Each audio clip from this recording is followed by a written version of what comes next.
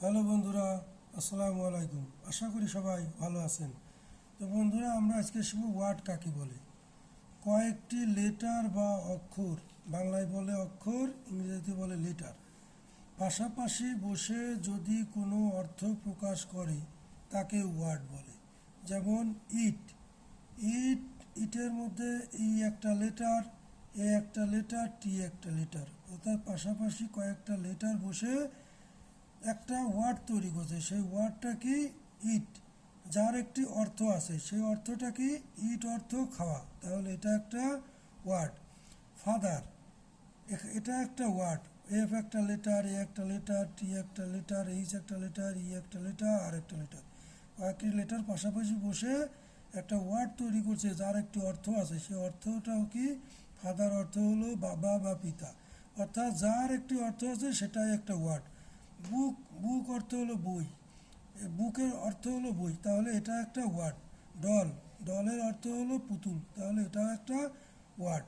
তো বন্ধুরা, আশা করি বুঝতে পেরেছেন ওয়ার্ড কাকে বলে। এখন আমরা শিখব সেন্টেন্স কাকে বলে। কয়েকটি ওয়ার্ড বা শব্দ পাশাপাশি বসে যদি সম্পূর্ণরূপে মনের ভাব প্রকাশ করে তাকে সেন্টেন্স বলে।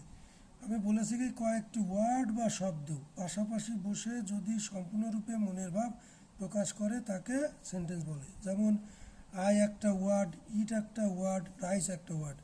এই তিনটা ওয়ার্ড পাশাপাশি বসে মনের ভাব সম্পূর্ণ প্রকাশ করছে।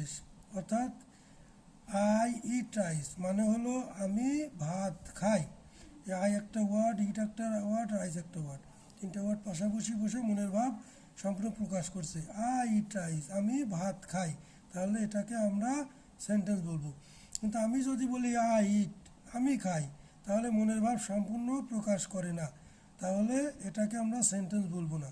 যখন আমি বলবো আই ইট রাইস, তখন আমার মনের ভাব সম্পূর্ণ প্রকাশ করতেছে, অর্থাৎ আই ইট রাইস মানে হলো আমি ভাত খাই। তো বন্ধুরা, আশা করি বুঝতে পেরেছেন। যদি ভিডিওটি একটু ভালো লেগে থাকে সাবস্ক্রাইব করে পাশে থাকবেন। আল্লাহ হাফিজ।